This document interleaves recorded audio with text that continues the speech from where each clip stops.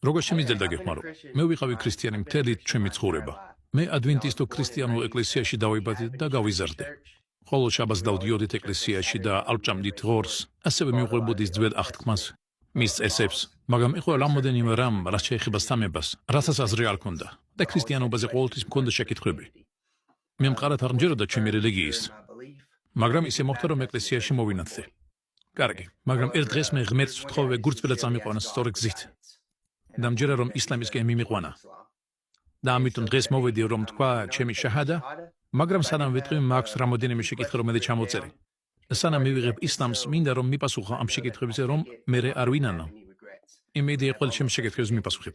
კი, არ არის პრობლემა. თუ გაქვს რა თქმა უნდა სრული მიპასუხო. კი, რა თქმა უნდა, მიდი.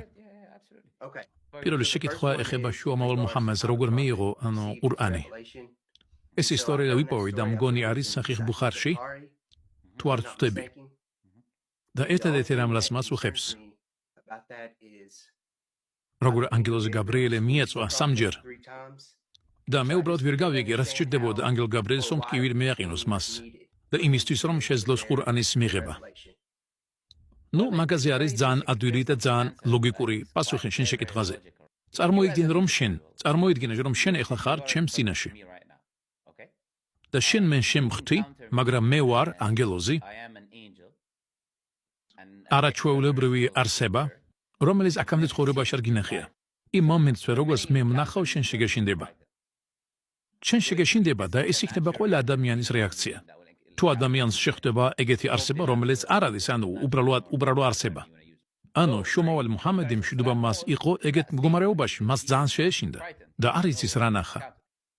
თუ შენ ხარ ჩემს წინაშე და მე დაგიჭერდა მიგაწვევები მხრებზე. შეიძლება ეს ჩემი მოქმედება იყოს იმის მიზეზი, რომ დათნარდე, ხო თუ არა? კი, მე მგონია კი. ხო, აქედან გამომდინარე, ეს არის ძალიან ჩვეულებრივი ამბავი, რაც გაკეთა. თუ ჩვენ ვხედავთ, რომ ვიღაც ადამიანი არის დაბნეული. და მე ვიღაცა მას დაიჭერს და დასვავს ძირს, ეს არ არის ტკივილი, ეს არის იმისთვის, რომ აზზე მოიყვანოს ადამიანი. კარგი, ეს კეთებოდა იმისთვის, რომ ადამიანი უბრალოდ დაწნარდეს და გამოვიდეს იმ მდგომარეობიდან. კი, ახლა მე მივხვდი, მე მგონია, რომ უფრო ვადარებდი ამ ისტორიას, რაც მოვიდა ბიბლიაში. მე ვიცი, რომ ანგელოზი გაბრიელე ბევრჯერ მოსული იყო და ხალხს აშინებდა. ისე შეეშინდა, რომ ხალხს გული წაუვიდა. და ყოველთვის მათ ეუბნებოდათ, რომ ნუ გეშინიათ, მე ვარ ღმერთისგან. უბრალოდ ნუ გეშინიათ. და ეს ისტორია ვნახე ჰადისში. და ასევე წავიკითხე, რომ შუამავალ მუჰამედი მშვიდობა მას წავიდა სახლში და სთხოვა თავის მეუღლეს, რომ დაფაროს. და ესაც მაწუხებდა და თუ შეიძლება რომ ამისთან ასევე ეს მომენტი. ხო, როგორც მე შენ გითხარი, რომ ანგელოზ გაბრიელის ეს მოქმედება იყო იმისთვის, რომ დაასნაროს უბრალოდ მუჰამედი. ეს გაკეთა მაგისთვის და მეორე ასევე არის ყურანში აიათები. როგორც აიათები, სადაც წერია, სადაც ღმერთი იძახის, წაიკითხე შენი ღმერთის სახელით. ეუბნებოდა. ეხლა უხსნიდა და ეუბნებოდა, რომ ეს ყველაფერი არის შენი ღმერთისგან. გონია, რომ ეს არის რაღაცა სიბოროტე, ეს არის ღმერთისგან. შენი ღმერთის სახელით, შენი შემქმერისგან, ეს არის უბრალოდ ღმერთისგან არის. რა თქმა უნდა, არის კიდე სხვა მომენტები, სადაც აწნალებდა. და ეს ანიშნავს იმას, რომ ადამიანს არ ექნება რაღაცა შოკის დონე. შეხვედრის მერე მაგას ექნება რაღაცა პანიკა. მაგრამ ჩვენ შეიძლება ვნახოთ, რომ ეს არ იყო ერთადერთი მომენტი, როდესაც შეხვდა ანგელოზ გაბრიელს. მისი ცხოვრების მანძილზე ძალიან ბევრჯერ შეხვდა ანგელოზ გაბრიელს. ყოველთვის როცა იღებდა ზეშთაგონებას, ხედავდა ანგელოზ გაბრიელს. ძალიან ბევრი ზეშთაგონება მიიღო ანგელოზ გაბრიელისგან. ანგელოზ გაბრიელი მოდიოდა ანგელოზის ფორმით, ხანდახან ადამიანის ფორმით. და შუამავალ მუჰამედი მშვიდობა მას არის ბევრი გზა, როგორ მიიღო ყურანი. და ბევრჯერ უთხრა მას ანგელოზი გაბრიელი, რომ შენ ხარ შუამავალი ღმერთისგან და რომ უნდა გადასცეს ყურანი. ეს არის პირველი მათი შეხვედრა. ძალიან კარგი, ხლა არის გასაგები. დიდი მადლობა, რომ ყველაფერში გამარკვიე. და შემდეგი ჩემი შეკითხვა იქნება, რა არის გადარჩენის მიზეზი ისლამში? ყველა მუსლიმი მოხდება სამოთხეში? კი, ყველა ვინც მოკვდება ისლამზე, შევა სამოთხეში. ეს არის აუცილებელი პირობა. და სააცილო ის არის, რომ ძალიან ბევრი ქრისტიანია და შენ ხარ მაქედან მოსული. ისინი ამბობენ, რომ გარანტია გვაქვს სამოთხეში მოხდებით. და იგივე არის ქრისტიანობაში. გარანტირებული გაქვს სამოთხე თუ მოკვდები როგორც ქრისტიანი. სიტყვაზე მეორე დღეს გახდი ათეისტი. ამ შემთხვევაში სამოთხის გარანტია უკვე არ აქვს, ხო ეგრეა? იძახიან, რომ უნდა მოკვდე ქრისტიანობაზე და რაც შეეხება ისლამს, ღმერთმა ჩვენ პირობა მოგცა. ალლაჰმა დაპირდა იმათთვის, ვინც იბრძუნა. ძალიან ბევრი აიათები არის ყურანში, სადაც ღმერთმა თქვა, რომ პირობა მისცა. პირობა მისცა მორწმუნეებს, რომ მისცემს მათ სამოთხეს. თუ მოკვდე როგორც მორწმუნე, მაშინ გარანტია გაქვს სამოთხე. მაგრამ იმილ გარანტი არ არის, რომ არ იქნება დასჯილი სანამ შეეხვალ სამოთხეში. იქნება ხალხი, ვინც თავიდან ჯოჯოხეთში შევა. ზოგიერთი ხალხი ცხოვრობს როგორც მას უნდა, ცოდვებს აკეთებს და ამბობს ყველაფერს გავაკეთებ. აი ვერ არის. არ არის როგორც ზოგიერთი სხვა რელიგია. გასაგებია კი? თუ შენ გააკეთებ ძალიან დიდ ცოდვებს და არ მოინანიებ, იქნები დასჯილი. სანამ შეეხვალ სამოთხეში შენ უნდა შეხვიდე ჯოჯოხეთში. და იმ ცოდვებისგან იქნები შენ გასუფთავებული ამ დასჯით. სანამ შენ შეეხვალ სამოთხეში. და კი ყველა ვინც მოგდება წმენის დამოწმებაზე, ყველანი ისინი შევლენ სამოთხეში. კარგი, ახლა გასაგებია. და ეს უფრო ჩემთვის და ჩემთვის ეს უფრო მიღებულია, ვიდრე უბრალოდ გჯეროდეს იესო ქრისტესი და შენ ავტომატურად შეეხვალ სამოთხეში. მიუხედავად იმისა, რა ჩაიდინე, იქნება გადარჩენა მხოლოდ იმის გამო, რომ იესო იყო ჯვარზე გაკრული. ისლამში უფრო დიდი აზრია. მესამე შეკითხვა გამოდის, წინა შეკითხვისგან. რაც შეეხება იმ თემას, რომ კარგი და ცუდი საქმეები იქნება აწონილი აღსასრულ დღეს. თუ ისლამზე მოგდები და მოგდები როგორც მუსლიმი, შენ თქვი რომ სამოთხეში შეხვალ. მაგრამ რატომ შენი ცუდი ან კარგი საქმეები უნდა იყოს აწონილი? რატომ უნდა გააკეთო უფრო მეტი კარგი საქმე? ესა ზუსტად ის, რაც შენ გითხარი, რომ ზოგიერთი მუსლიმი დაისაჯება. იმას ნიშნავს, რომ თუ მისი ცუდი საქმეები უფრო მეტი იქნება ვიდრე კარგი, ეგეც იქნება დასჯილი სანამ შევა სამოთხეში. იმიტომ რომ ის არ ცხოვრობდა და არ ცდილობდა რომ გამოსწორდეს ამ სამყაროში. არავინ არ არის იდეალური და ღმერთი ის, მაგრამ უნდა შეეცადო მაქსიმალურად გააკეთო. და ღმერთი სინამდვილეში შენ ყველაფერს ძალიან გიადვილებს. შენი კეთილი საქმე იქნება გამრავლებული 10-ად. ისლამში ეგრეა 7-3 და შეიძლება უფრო მეტიც თუ ღმერთს ასე მოუნდება. და რა თქმა უნდა, ღმერთი უყურებს შენს განზრახ. შეიძლება ადამიანს აქვს მარტო 2 ფუნტი. ან მაგას ძალიან შეოდა და ეს პური რომელიც მას ჰქონდა სხვას მისცა. და მას მეტი ფული არ აგან 2 ფუნტი აქვს სულ. მაგრამ ეს პატარა საქმე, რომელიც გააკეთეს ადამიანი, მაგალითად მე მაქვს მილიონები. მე არ მივიღებ იგივე მადლს ამ სიტუაციიდან და ამ მდგომარეობიდან გამომდინარე. და შეიძლება ალლაჰი მისცემს მას იმხელა დიდ მადლს, რასაც ჩვენ ვერ წარმოვიდგენთ. ამეთი საქმის გამო. და ისლამში გვაქვს ერთი ქალის მაგალითი, რომელიც იყო მეძავი. და იყო ერთი ძალიან წყურვალე ძაღლი უდაბნოში. ჭასთან ახლოს იყო და მისი ენა იყო გამოგდებული, იმის გამო რომ ძალიან წყუროდა მას. სინწყურვალის გამო კვდებოდა და ის ქალი ჩავიდა ჭაში. დაალევინა მას წყალი და ღმერთმა ყველა მისი ცოდვები აპატია. და დაანება და ის თავისი ცოდვა, სამუდამოდ მისი თვლის ყურება. და ღმერთმა მას აპატია ამ უბრალო საქციელის გამო. მაგიტომ ისლამში არის ძალიან რთული რომ ღმერთი გაპატიო შენი ცოდვები და არის პატარა ცოდვები და დიდი. რაც შეეხება დიდი ცოდვებისთვის აუცილებელი არის მონანიება, მაგრამ პატარა ცოდვები კარგი საქმეების გამო იშლება. ღმერთი იძახის რომ კარგი საქმეები შლის ცუდ საქმეებს. რომს არ სწხოვ ღმერთს შენ თუ აკეთებ კაი საქმეებს, ავტომატურად ღმერთი შლის შენ ცუდ საქმეებს. ღმერთი გასდევს ძალიან ბევრ შანსებს, შეიძლება წახვიდე ჰაჯზე და შეიძლება გაპატიოს ყველა შენი ცოდვები. კარგი თუ შეასრულე სწორი ჰაჯი, ან თუ იმარხული მთლიანი რამადანი, ღმერთი შეიძლება გაპატიოს ყველა შენი ცოდვა. და შენ ლოცულობდი და მარხულობდი და ღმერთი აკეთებს ძალიან ადვილად ყველაფერს შენთვის. მაგრამ მაინც იქნება ზოგიერთი მუსლიმი. არის ზოგიერთი ჩვენგან, რომელიც არ ცდილობს ძალიან კარგად. არ აკეთებს კაი საქმეებს, ანადა ძალიან ადვილია. ამ სიადვილებს, არ იღებს ღმერთისგან, რომელს ღმერთი მას აძლევს და მაინც ადამიანი ცხოვრობს ძალიან ცუდი ცხოვრებით. და თუ ადამიანს უფრო ბევრი ცოდვები აქვს, დაისჯება. რაღაც პერიოდი, რა შეეხება მუსლიმებს. რაღაც პერიოდი დაისჯება, მერე გამოვა და სამუდამოდ შევა სამოთხეში. რა შეეხება უზმუნოებს, მაგათ არ იქნებათ განსჯა, იმიტომ რომ მათ განსჯას აზრი არ აქვს.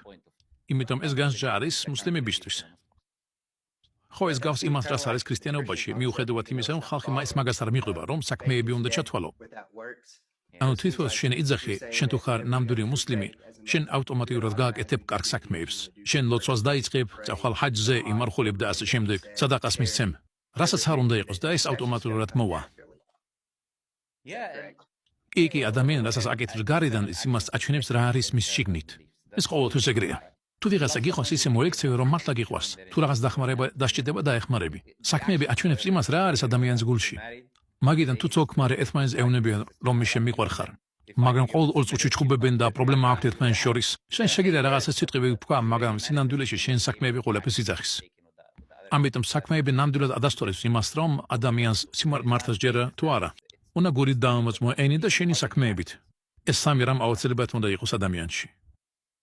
დიდი მადლობა, ყველაფერი გასაგებია. ბოლო შეკითხვა არის, რაც შეეხება კარინს, შეიძლება მე სწორად ავიძახი. კარინ, არა, კარგად იზახი. კი ბატონო. საჰი მუსლიმში, წიგნი 23, ჰადისი 6757. აქ სერია რომ ალლაჰმა დაეხმარა შუამავალს, რომ ის კარინმა მიიღო ისლამი და მუსლიმი გახდა. წერია რომ კარინმა დაეხმარა მას რომ კარგი საქმეები გააკეთოს. შეიძლება მე არასწორად ვკითხულობ, მაგრამ თითქოს ჩანს რომ მიზან იღებდა ბრძანებებს. როგორ არის მათარგმნი? როგორ არის მათარგმნი ისაც თუ შენ კითხულობ? მე უბრალოდ ჩამოწერილი მაქვს, მაგრამ შემიძლია განახოთ ტელეფონიდან თუ გინდა. არ არის პრობლემა, მე მაინც შენ აგესტი, მაგრამ ხანდახან შეიძლება თვითონ თარგმნა იყოს არასწორი. მაგრამ სიტყვა ასლამა მან ნიშნავს რომ დაემორჩილა. ანუ ყარინმა დაემორჩილა შუამავალს მშობლობას, იმიტომ რომ ყარინის საქმე. შენ ახლა ეძებ ხო? კი, ვეძებ, არ არის პრობლემა, მე დაგეხმარები. მე მინდა ვნახო რა სიძახის ის თარგმნა რომელიც შენ გაქვს. კარგი, ეს არის სახის მუსლიმი, წიგნი 29, ჰადისი 6757. დაგწერია რომ აბდულლა ბინ მასუდმა არ ვიცი სურათ ვიზახის სახელს თუ არა. გადმოსცა რომ შუამავალმა მშვიდველმას თქვა თქვენსგან არ არის ისეთი ადამიანი, რომელსაც არ შეუღია ჯინი, ანუ შეიტანი. და მაგის მერე მოწაფეებმა ითქეს, ალაჰი შუმაო, შენც ასევე? მაგრამ თქვა კი, მაგრამ ალაჰმა დამეხმარა მე მის წინააღმდეგ. და მე ვარ დაცული მისგან და ის მხოლოდ კარგს მეუნება. კარგი გასაგებია, ეხლა მივხვდი ეს დრაზე ლაპარაკობ. პირველად წერია რომ ღმერთმა მას დაეხმარა, ანუ შუმაოას დაეხმარა ყარინის წინააღმდეგ. მაგრამ რა შეიძლება სიტყვას მე მიბძანებს, აქ არის საუბარი ყარინზე. ახსნა არის ეგეთი, ანუ რა არის ამ ყარინის ამ ჯინის საქმე? ყარინის საქმე არის რომ ადამიანს უჩურჩულოს ცუდი საქმეების გაკეთება. ბოროტი საქმეების. რომ მორთმანე ჩაიდინოს ცუდი საქმეები. ამიტომ ყველა ადამიანს ყავს ყარინი, ანუ ყავს ეგეთი შეიტანი. ამ ყარინის საქმე არის რომ უჩურჩულოს ადამიანს ცუდი საქმეების გაკეთება. უბრალოდ როცა შენ ზიხარ შენთვის და როცა მოგის არ ცუდი ფიქრები და ცუდი საქმეების გაკეთება მოგინდება, ეს არის მისი საქმე. ამას ეჩვევები, ეს არის ყველაფერი ყარინისგან, ეს არის შეიტანისგან. ყარინი არის შეიტანი, ანუ სატანა. ეს არის ყარინის საქმე, მაგრამ ამ შემთხვევაში რაც შეეხება ალაჰმა დაეხმარა შუამავალს მის ყარინის წინააღმდეგ. და მერე ისე გაკეთა რომ დაემორჩილა შუამავალს. ანუ დაემორჩილა შუამავალს მშვიდობობას. და სხვა სწავლულებმა თქვეს რომ მიიღო ისლამი. ჩვენ გვჯერა რომ ყარინები არიან ჯინებისგან, და ჩვენ გვჯერა რომ არიან მუსლიმანები და ასევე არამუსლიმები. ამას აქვს ორი გაგება. ან ასლამი ნიშნავს რომ დაემორჩილა შუამავალს მშვილდმომას, გახდა მისი მორჩილი, ან რომ თვითონ გახდა მორწმუნე. და შეეხება სიტყვის მე მიბრძანებს რომ კარგი საქმეები გავაკეთო, ანუ ის აზრები რომელიც მოსდიოდა მასთან მარტო კარგი იყო. და პირიქით როგორ ხდება, როცა ის გეუბნება რომ მოპარე ან შელანძღი ვიღაცა. არის პირიქით რომ ეს გეუბნება კარგი საქმეები გაკეთო, როგორც არ მოპარო და სადაყა მიეცი და ასე შემდეგ.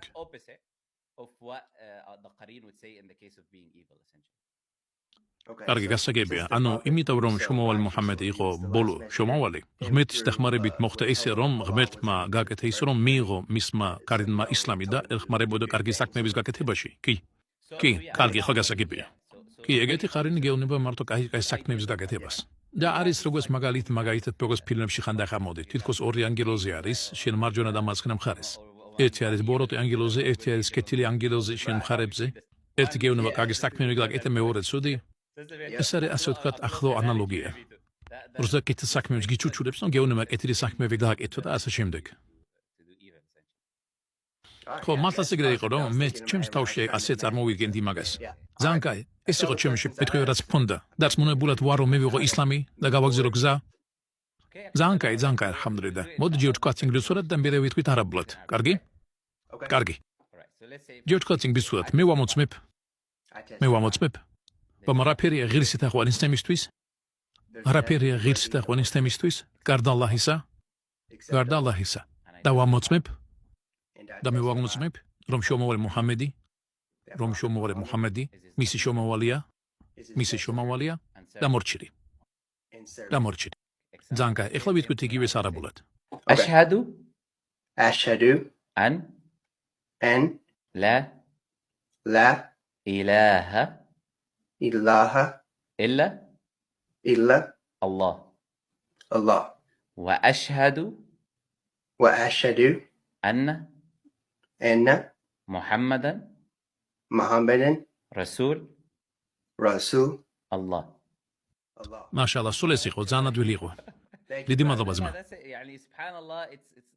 შეიძლება შენუყურებდით წინა ნაწილს, მე როცა მას ვეუბნებოდი რომ ეს არის ის გასაღები რომ ადამიანი შევიდეს სამოთხეში. ასე ადამიანი იღებს ისლამს. ამით ალლაჰი აპატიებს ყველა შენ წარსულ ცოდვებს.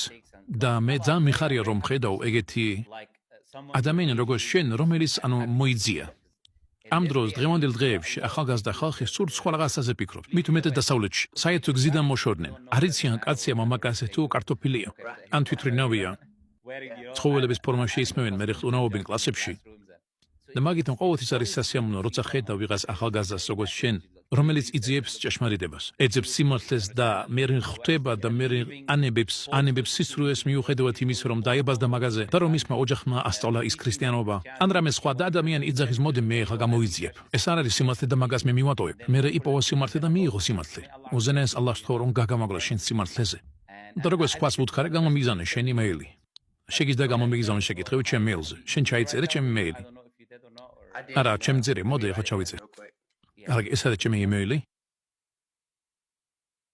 ამ არხის სახელია ხო ძალიან ადვილია შეგიძლია გამომიგზავნო მეილი შენი ინფორმაციით მე დაგაკავშირდეთ ჩვენს გუნდთან და თუ რამე შეკითხვები გაქვს შეგიძლია ნებისმიერ დროს მე მკითხო თუ რამე გაინტერესებს იმეილზე მკითხი პრობლემა არ არის და მე შევესწრებ მაქსიმალურად რომ გიპასუხო კარგი ძმა ისაია სასიამოვნო იყო შენთან ლაპარაკი რამე შეკითხვა გაქვს მიდი ხო ძალიან მოკლედ ვიტყვი ცოტათი ძნელი იყო ჩემი გულისთვის ერთი წელია ვსწავლობდი ასევე ორი კვირა ვლოსულობდი მუსულმანურად დღეში 5 ჯერ მე ძალიან ძლიერად ვიცანდი რომ გულსპირად ყოფილი ვიყავი ამ თემაში და მესწავლა და ეხლა ყურანი მაქვს თან მონოთეიზმის წიგნი ხო და ეგრე ძალიან დიდი მადლობა რომ მიპასუხოთ ჩემ შეკითხვებზე ყველას ვთხოვ რომ თავის დუებში გამახსენონ როგორც თქვი მე მყავს ქრისტიანული ოჯახი და ცოტათი შეიძლება იყოს ჩემთვის ხო და ეგრე უზენაეს ალლას ვთხოვ რომ შენთვის გახადოს ეს ადვილი საქმე და გაგამაგროს ამ გზაზე და რომ ყაბულიანი გახადოს შენი შრომა და როცა ადამიანი იღებს ისლამს აეგრე როცა იმის მიერ როგორც შეისწავლა და მყარად დგას თავის ფეხებზე და ხვდებიან რას აკეთებენ და რისთვის აკეთებენ მაგას ალლაჰმა დაგლოცოს ძმა კარგი ძმაო ისაია კარგი დიდი მადლობა კარგად იყავი